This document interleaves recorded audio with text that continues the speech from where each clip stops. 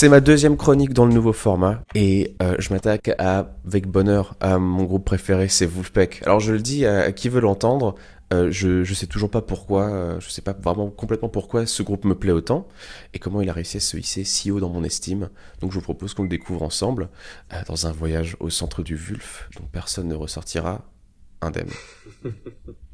Tu mets un jingle à ce moment-là? Ouais, il y aura sûrement un jingle à ce moment-là. Attends, non, on va le mettre maintenant. Voilà, ça serait Genre bon. là maintenant?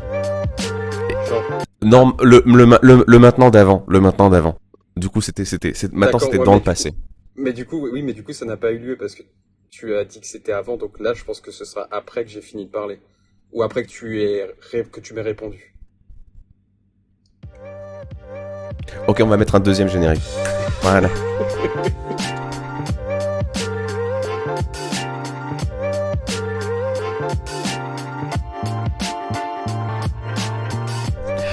Euh, du coup, je l'ai teasé quand je parlais de Céleste. Aujourd'hui, je vais vous parler du coup de Wolfpack. Si vous avez écouté le début de la vidéo, vous devriez y être. Et donc, dans ce voyage au centre du Wulf, j'aimerais qu'on fasse plusieurs escales, dont donc du coup, ce sera des épisodes, hein, chacune permettra de découvrir un album. On essaiera de se focaliser sur 2022, que j'ai lu comme étant la meilleure saison de Wolfpack sur un subreddit très bien informé. Vous ferez la connaissance de au moins d'un ou deux membres du groupe, qui en comporte 4 à la base, mais c'est un groupe à géométrie de variable. Et enfin, sur chaque épisode, on essaiera de lever le voile sur au moins une qualité musicale en particulier qui fait le charme et l'unicité de ce groupe, qui m'a complètement ensorcelé, mais il y a de ça seulement 3 ans. Voilà. Les morceaux que je citerai, ils seront accessibles sur YouTube et sur Spotify, ou directement depuis notre compte Instagram, ce sera sûrement en story. Je vous invite donc à suivre @Scotch le podcast sur Instagram comme d'habitude. Vous trouverez évidemment les liens vers l'épisode directement dans la description de l'épisode sur votre application de podcast. Et l'idée, c'est qu'à la fin du périple, on ait construit ensemble notre coffre-fort Wolf, puisque c'est ainsi que le label désigne ses best-of. Donc 9 ou 10 morceaux choisis qui représenteront une excellente entrée en matière, je l'espère, dans l'univers d'un groupe qui a vraiment tant à offrir, ou au moins ça vous fera une playlist sympa, quoi. Est-ce qu'on peut appeler ça un Euh, coffre Wolf? on va carrément appeler ça Coffre Wolf et ce sera complètement le nom de la playlist sur Spotify. Je te remercie. Comme quoi, Je t'en tu es prie. aussi tu es très très fort en naming, toi aussi. Je propose qu'on me fasse mentir aussi immédiatement parce que comment dire, dans cet épisode préambule, je vais pas parler d'un album de 2022 et je vais pas présenter je vais pas présenter le nombre de groupes, mais voilà, c'est une entrée en matière. Voilà, pour que si vous connaissez vraiment pas du tout Wolfpack, je vous donne un petit peu le lowdown pour que vous sachiez de quoi il leur tourne. Parce que avant de s'attaquer à l'année 2022, je dois nous ramener aux heures les plus sombres de notre histoire. Histoire récente, mais même si avec Poutine, peut-être qu'en fait elles sont encore plus sombres maintenant, j'en sais rien. Mais je voulais vous ramener vers le premier confinement de 2020. Au mois de mai 2020, ça fait un peu moins que de 6 mois que Wolfpack a joué sur la scène du Madison Square Garden à guichet fermé. Ce qui était une première historique dans l'histoire de cet endroit pour un groupe indépendant. Mhm. Moi, à ce moment-là, j'emménage tout juste dans un petit studio. Ma copine, elle est à un océan Atlantique et 12 heures d'avion de moi, et du coup, j'ai un peu le seum. Je regarde d'un œil un concert qui m'a été conseillé par l'algorithme de YouTube. Et en fait, ce concert, c'est la consécration d'une aventure vieille de presque 10 ans pour le groupe, qui commence à Ann Arbor, au Michigan, où Jack Stratton, du coup le fondateur du groupe, rencontre Joe Dart, Theo Katzman et Woody Goss à l'université.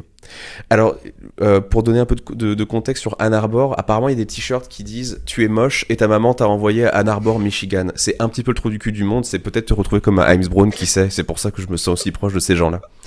Alors, ensemble, ce petit groupe, il va créer un mélange de funk, de soul, de jazz et de rock. On parlait de jazz la semaine dernière. À l'heure où je vous parle, ils ont sorti 6 albums studio et 42 singles, plus 7 compilations, ainsi qu'un album entièrement silencieux. Mais on y reviendra. Je me rends compte, C'est pas album les premiers à silencieux, j'ai avoir fait. fait ça d'ailleurs. Ça fait un peu hipster Oh, pour mais faire hipster alors que ça a t'as, déjà t'as, été fait. t'as, t'as- t'as perdu ton âme d'enfant. Qui c'est qui a fait ça? Qui a osé? Je sais plus. Ça a été fait. Par contre, 6 albums, je sais plus. Non, non, ça a vraiment été fait. Si vous cherchez album silencieux ou silent album, je suis sûr que vous trouvez des trucs. Par contre, 6 albums, c'est énorme. Je pensais pas qu'ils en avaient fait autant. Ouais, ouais, bah, ils sont quand même relativement prolifiques. Et puis ça continue à sortir, hein. Il y a des trucs qui continuent. Alors, c'est pas moi qui le dis, mais le leader du groupe, il a un rapport vraiment particulier avec l'argent, ce qui nous fait quand même un sacré point commun aussi, en plus du truc à James Brown. Donc, Il y a des de mauvaises blagues à casser. faire là-dessus, Thomas. Il y Oui, a des oui, mauvaises oui, blagues à faire dessus. effectivement, mais on est sur YouTube maintenant, Mathis, on peut plus, on peut plus. C'était avant, ça c'était avant. Alors, euh, donc, de casser les codes de Spotify à littéralement vendre l'emplacement d'une des pistes d'un album aux enchères sur eBay pour en financer la production. Le leader, il mène la barque financière du groupe en disruptant comme il faut les codes habituels de la monétisation dans cette industrie. Alors, la dernière lubie en date, c'est qu'il est possible de se faire marier par Wolfpack avec le chanteur-batteur Theo Katzman qui officie. Et après, apparemment, il y a un concert de musique klezmer juive, et ce sera un festival cet été. Au moment où je te parle, on en est à 7 000 € sur eBay. Donc du coup, là, tu peux, là, au moment où j'enregistre l'épisode, le 14 avril, il est possible d'enchérir pour te faire marier par Wolfpack dans ce festival, au Bonnaroo Festival, qui est un espèce, enfin, qui est un peu un festoche gentil. Et donc, du coup, précisément, tu te feras marier après le concert de Kendrick Lamar. Par Wolfpack. Et du coup, j'ai demandé à ma copine, est-ce que tu souhaites m'offrir quelque chose pour mes 30 ans? Est-ce que tu as une idée de ce que c'est? Et je lui ai dit que, enfin, peu importe l'idée qu'elle a, moi j'ai mieux. J'aimerais un truc qui me ferait plus plaisir, mais je suis pas ultra sûr qu'on puisse se faire marier par Wolfpack cette année, malheureusement. Batteur de Wolfpack. Ce sera l'année Bon, revenons prochaine. à la musique. Oui, ce sera l'année prochaine peut-être. Ou peut-être que j'essaierai de me faire marier par Theo Katzman quand j'irai le voir en concert au mois d'octobre cette année. Je me réjouis de Ah, ouf. On va revenir à la musique quand même. Alors, comme plein de garçons, on a parlé la semaine dernière. Mon premier amour, ça a été la guitare. Et avec la guitare viennent un certain nombre de codes qui mettent en concurrence la virtuosité et la maîtrise de l'instrument d'un côté, et du coup, je me perds dans mes notes, et la capacité à se mettre au service d'un morceau de l'autre. Alors, je vole l'expression tant à ton père, Mathis, que à James Valentine, le guitariste autant discret que monstrueux de Maroon 5. Mhm. Le terme anglais qui s'y prête le mieux, c'est musicianship. Donc, si je dois le résumer de manière un petit peu dure, et tu en parlais d'ailleurs dans ton épisode sur la Britpop aussi, c'est drôle parce que on n'a pas lu nos notes entre temps, mais je pense qu'on est venu à la Mhm. même conclusion. Je pense que c'est entre autres parce que j'ai fait une grande partie de mon éducation musicale à tes côtés.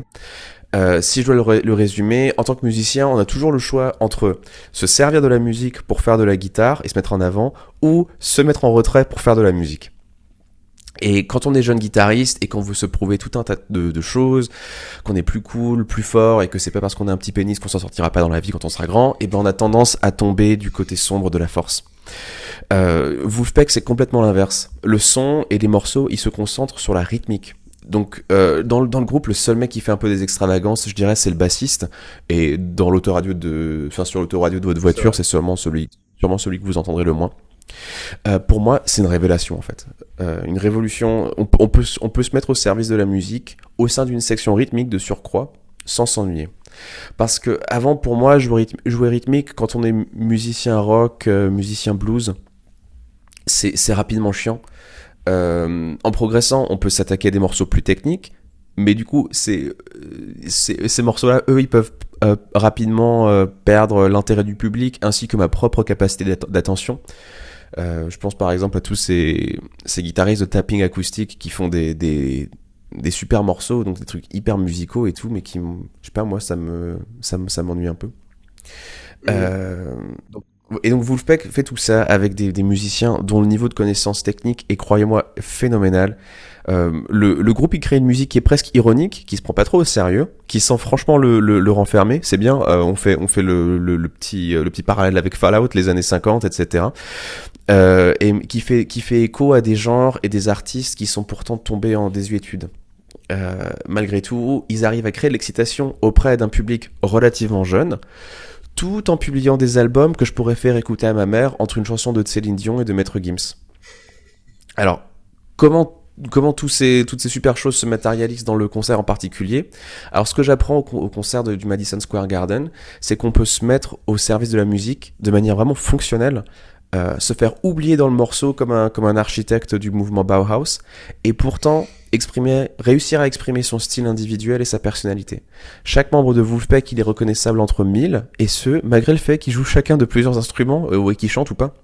La musique, elle est technique, certes, mais de manière imperceptible aux oreilles des néophytes, dont je fais partie, je pense, et cela au profit de mélodies simples, entraînantes, qui feront bouger vos fesses, ou qui au moins vous mettront un sourire aux lèvres. Alors on parlait de gravir des montagnes avec Céleste la dernière fois. Le dernier album en date de Wolfpack avant ce concert, en 2019, s'appelait The Hill Climber, donc celui qui escalade la falaise. Rapport à notre épisode sur Tikka Masala, où il fallait tout traduire. Ce titre, il fait la nique aux mauvaises langues qui disaient que le groupe allait se brûler les ailes en tant que petit groupe indépendant, et que leur montagne à eux, en fait, c'est cette salle à New York. On leur disait comme qu'ils allaient s'écraser, comme le Zeppelin le Zeppelin de Led Zeppelin. Mais le seul truc qui retombe lourdement, en fait, ce sont les coups de caisse. Les coups de grosse caisse de Nate Smith, un batteur de session légendaire invité pour l'occasion, sur les parties a cappella de la première chanson que j'aimerais vous recommander, et elle s'appelle Back Pocket. Et alors par a cappella, j'entends Theo Katzman, le chanteur du groupe, qui fait chanter le public à 3 voix. Ça veut dire que chaque partie du public va harmoniser sur une note différente. Alors, vous voyez, faire ça, c'est un petit peu comme faire faire des pirouettes à un groupe de chats. Avec un système de récompense adéquat, c'est pas impossible, mais vous avouerez quand même qu'on voit pas ça tous les jours.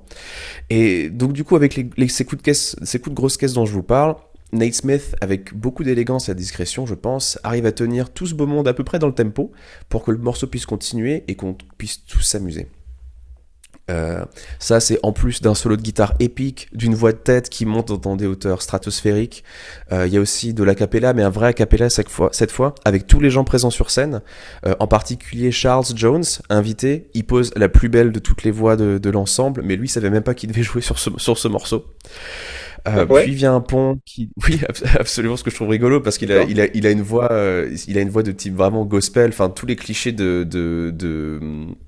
de chanteurs noirs à voix aux États-Unis, et en fait il savait pas qu'il devait chanter, et puis il défonce tout, quoi. Peut-être que s'il avait su, en fait il aurait fait moins de bruit, et donc du coup c'était les aléas du direct, mais c'est génial.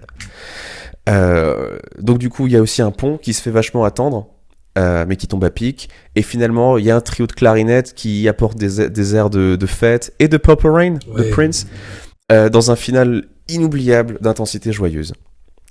Toujours dans les montées vocales lyriques et précieuses, qui me font penser à notre M national. Je pense toujours que Theo Katzman, c'est un peu comme M.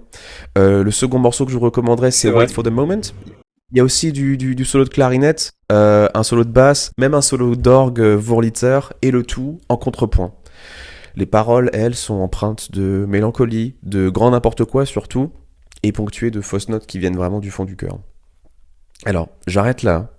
J'espère vous laisser sur votre faim pour que vous en vouliez encore plus la prochaine fois que je vous parlerai de Wolfpack. Mais en attendant, je te demande à toi, Mathis, alors, deux pistes. Est-ce que tu aurais un morceau à recommander sur cet album live que tu as aussi bien poncé? C'est peut-être l'album de Wolfpack que tu as le plus écouté.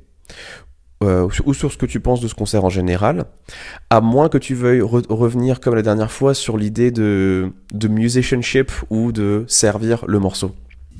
Oh là là. Thomas, c'est là qu'on voit qu'on a une vie commune depuis 15 ans ensemble. Ouais.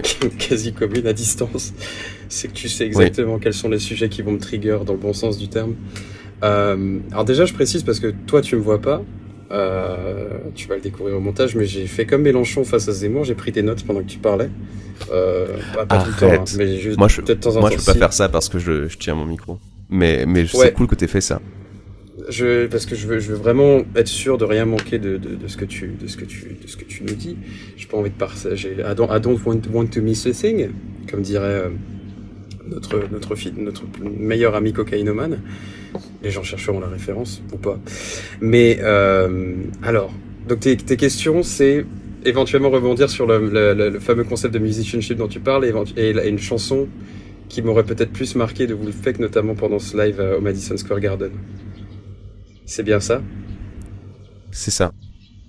Vous êtes l'un ou l'autre, hein, tu peux parler des deux, m'en parler que d'une seule. J'ai le droit de parler des deux. Oui, ce live, il a fait déjà. Je veux juste introduire le truc pour rebondir là-dessus parce qu'il y a des choses qu'on peut pas négliger. C'est que le live au Madison Square Garden qui a été rendu disponible dans son intégralité sur YouTube, effectivement 6 mois après le début du Covid, et ça c'est pas que pour moi, il a fait un bien fou à énormément de gens parce que on a eu l'impression de découvrir une espèce d'épopée lyrique sortie de nulle part, qui en plus a été filmée depuis la scène avec une espèce d'effet fisheye comme ça, donc t'es vraiment dedans, quoi. Tu vois la foule. Ils avaient aussi fait importer le mobilier, les tapis, les fauteuils et tout depuis leur studio, si je me rappelle bien. Donc t'as l'impression d'être dans leur studio, mais à ciel ouvert avec des milliers de gens en face d'eux qui sont amoureux de leur musique et qui sont amoureux de leur personnage. Donc c'est un live qui a fait plus de bien qu'on peut le croire à beaucoup de gens, je crois.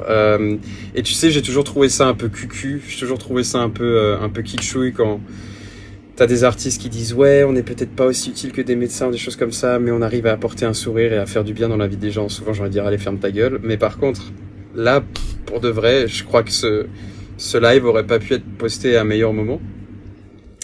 Et donc, c'est vrai que, alors, il y a plein de chansons qui m'ont énormément plu, mais je crois que là, je vais suivre la majorité parce qu'en général, quand quelqu'un veut te faire découvrir, quand une personne ne sait pas que tu connais déjà ce live et qu'ils veulent te faire découvrir Wolfpack, en général, ils vont te faire écouter Back Pocket, et c'est effectivement ce qu'il y a de plus impressionnant parce que c'est pas Theo Katzman, c'est l'autre mec qui lui ressemble mais sans les cheveux en fait.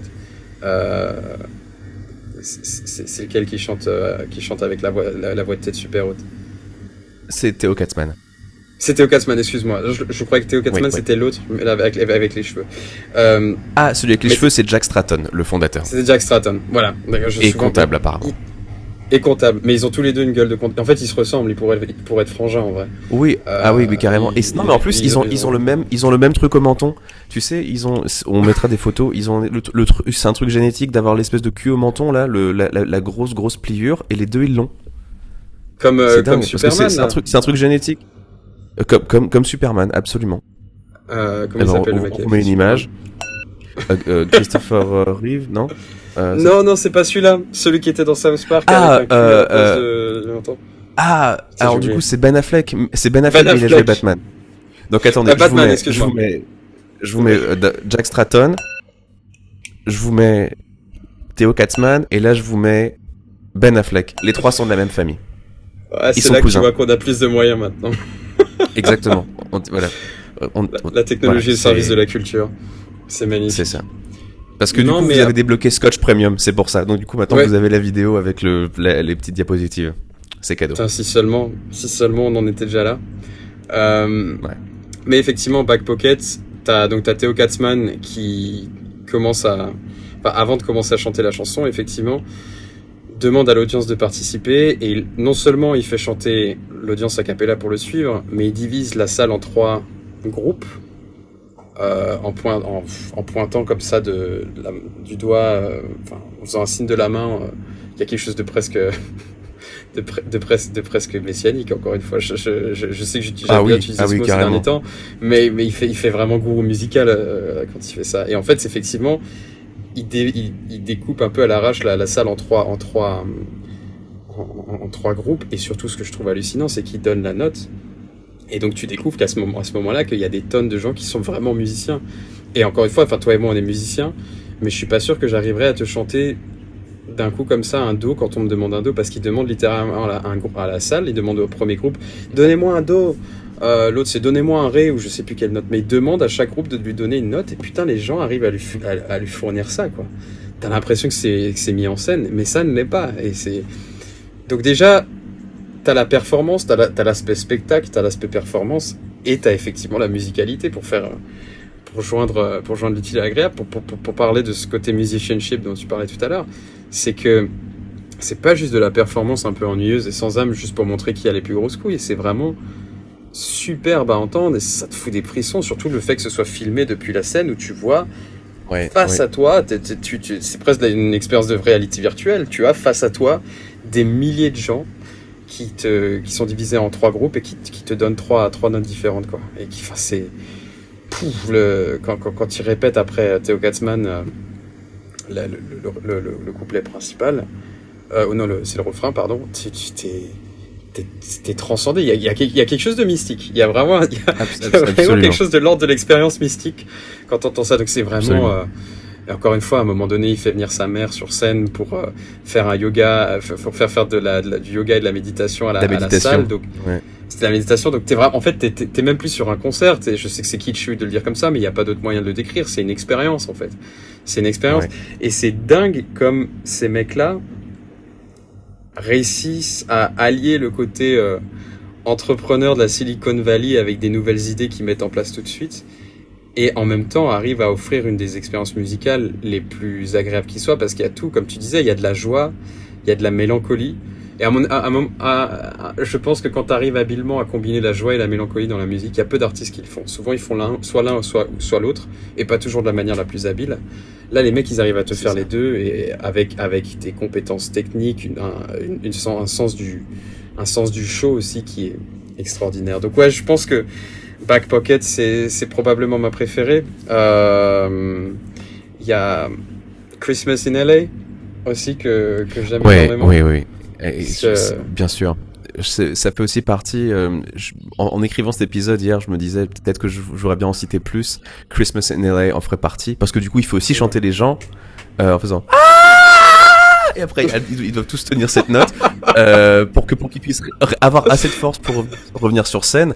Et aussi, alors je suis désolé, mais il y a un petit pont où t'as du coup quelques chanteurs qui font un ouh à l'arrière, dont du coup Charles Jones. Oui. Et quand t'as ces magnifiques voix de tête qui font des petits qui font les backs pour toi, c'est quand même une putain de consécration en tant que musicien. Ouais. Et surtout qu'il fait tout ça en jouant aussi de la batterie, ce qui est vraiment cool. Qui fait un petit peu, c'est tout ce qu'il fait, je pense, qui est génial, c'est parce que c'est vachement rythmé en fait. Il peut se permettre de faire beaucoup de choses, des choses que je trouve relativement précieuses. Enfin, c'est le mot que j'ai utilisé plusieurs fois dans la chronique. Mais en fait, ça passe parce que c'est dans les temps à chaque fois. Et il connaît sa pocket. Donc du coup, c'est l'art d'arriver un petit peu en avance ou un petit peu en retard selon ce qui va sortir par rapport au temps, selon ce qui va sonner bien. Par exemple, une basse qui est légèrement en retard, mais en faisant exprès, en général, ça va sonner fat, ça va faire un gros groove genre qui te fait bouger la tête, tu vois. Et en fait, il connaît sa pocket, qu'il soit en train de jouer de la guitare, en train de chanter, en train de faire de la batterie, il connaît sa pocket, sa back pocket, a priori. Ouais, oh, joli. Ça aussi, c'est de la transition bien écrite. C'est pas mal, hein. C'est français. Non, vraiment, c'est français. C'est fait main. Mais, et il y avait Christmas in LA, et le dernier, toujours pour le côté triptyque, parce que je suis un peu OCD, mais c'est lequel le morceau, j'ai oublié les noms, le nom, le fameux thème de basse que le public chante avec lui au début. C'est le Deantown. Yeah, ouais, c'est ça. Du coup, avec Theo Katzmann au début qui fait Deantown. C'est quand il dit c'est Jack Stratton qui fait, ouais. C'est Next Up, Deantown. Et donc c'est Jack Stratton qui dit ça. Juste ça, parce que les mecs ils arrivent à faire les trucs les plus hallucinants en termes de show, à juste ce côté, rien que juste dire Next Step, Deantown, et t'as la chanson qui commence. Ouais. Rien que ça, c'est super immersif. Et donc, t'as effectivement une ligne de basse qui est iconique et surtout qui est tellement bonne qu'en fait, tout le monde peut la chanter. Les gens la chantent. C'est hallucinant d'allier le côté virtuosité et d'arriver à ce niveau de pop parfaite à tel point qu'un public entier de milliers de personnes peut chanter une ligne de basse en même temps que le mec la joue. Ce moment-là la dernière fois que ça a été fait, à mon avis, c'était un peu naze. C'était Seven Nations Army. Et genre, Oui, bien Town, sûr. c'est quand même 1000 fois mieux. Et c'est surtout 1000 fois plus compliqué. Je veux dire, Ouais, c'est une ouais, putain d'impro. En plus, c'est de la pinta, ce qui est pas le plus vocal, en fait, à chanter. Et, ouais, enfin, c'est la vrai. gamme pentatonique, qui est une gamme qu'on entend partout dans le rock, qui font du coup que beaucoup de solo rock sont jouissifs, mais c'est pas forcément chantable, je crois. Donc du coup, il fait ça. Et pourtant, non, il arrive Ouais. à ajouter d'autres notes pour que ça fasse, pour que ça fasse chanter. Ouais, C'est vrai, t'as raison, c'est bien vu. t'aurais pas pu mieux choisir ta sélection. Puis j'en rajoute Et, une, Funky Doc. Je dis rien dessus, je dis juste Funky oui, Doc. Elle est trop bien cette chanson, c'est méga lourd, c'est trop cool. J'adore Funky Doc. Et aussi, t'as Jack Stratton qui parle et c'est un peu chelou, mais il y a un gros groove qui est trop bien. Même la batterie, elle chante. avec un élément Funky scénique Doc. encore une fois extraordinaire qu'on révélera pas. Effectivement, faut vraiment jouer le jeu. Avec un élément scénique. Parce que du coup, Funky Doc, qui du coup raconte entre autres l'histoire d'un canard qui s'échappe de France pour pas finir en foie gras. Enfin, vraiment extraordinaire. Vraiment cohérence narrative. Non, mais c'est méga fat. Et t'as vraiment cette batterie. Il y a un moment du morceau où en live, il y a un fill qu'on appellerait de basse, où voilà, entre le morceau, enfin, entre le refrain et le couplet, la basse elle fera un truc cool, genre dou dou dou dou dou dou dou dou. Sauf que là, dans le concert, c'est juste la batterie qui fait pa pa pa pa pa pa pa pa. Et c'est tout. Et tout le monde retombe Ouais. sur le temps. Ah, moi, je trouve ça génial. Alors que Ah ouais, c'est non, mais vraiment juste c'est- la batterie qui casse tout. Extraordinaire. J'adore il faut aller, Wolfpack. il C'est faut mon aller groupe voir cela. préféré. Il faut aller voir ce live. Vous pouvez aussi l'écouter sur Spotify. Eh ben, Je tu les ai sais pas quoi, Baptiste? écoutés. Je vais aller écouter le live de ce pas en commençant Aussi, à aussi. taffer. Je suis- J'allais te Euh, dire, je les ai pas écoutés depuis longtemps, je vais aller les refaire. Je suis désolé de t'interrompre parce que t'allais terminer. Juste la fin aussi. La fin qui est une espèce de référence à une fin de oui, jeu oui, vidéo à oui. la Super Mario. Ouais, Je sais pas si je devrais en dire absolument. plus, mais avec un petit fade out et cette musique de fin Ouais, pour clôturer absolument. avec tout le monde qui saute de Ouais. joie, c'est extraordinaire. Absolument. D'ailleurs, ce morceau-là, donc du coup, qui s'appelle Outro, donc ben voilà, il y a l'intro et puis il y a l'outro, qui est Voilà. vraiment dans ce délire de faire un groupe de musique rythmique, genre vraiment comme dans les vieilles émissions télé. Je veux dire, si vous regardez les late night shows aux États-Unis, il y a souvent des musiciens qui sont là. Grosso modo, Wolfpack, c'est une espèce de tribu à ça. Et à plein d'autres Ouais. choses qu'on verra dans d'autres épisodes, quand on se penchera un petit peu sur le cas de Jack Stratton, le fondateur, et on verra quelles sont les références qu'il utilise ou qu'il cite souvent dans son travail. Mathis, je te remercie pour cette discussion. Merci d'avoir regardé cet Ah, épisode. c'était J'espère aussi super qu'il vous a intéressant. plu. Merci Thomas. Et puis on se retrouve la semaine prochaine. Je vous fais des bisous. Bisous à tous. Salut. Ciao, ciao.